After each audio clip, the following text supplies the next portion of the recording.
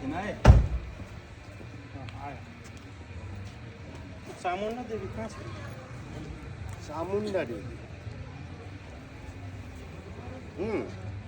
पाँच वर्ष भइसक्यो अहिलेसम्म त्यसले पैसा दिएकी छैन हो त चल फोन गर्नु पर्यो त्यसलाई तपाईँ फोन लगाउने कि म गरौँ म गर्छु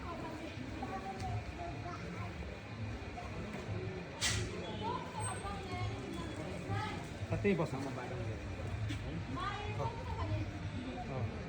हेलो हेलो हजुर तपाईँ चामुण्डा देवी बोल्नुभएको होइन हो अनि खोइ त तपाईँले पैसा लानुभएको त थुप्रो भइसक्यो फर्काउने कोसिसै गर्नु भएन कहिले दिनुहुन्छ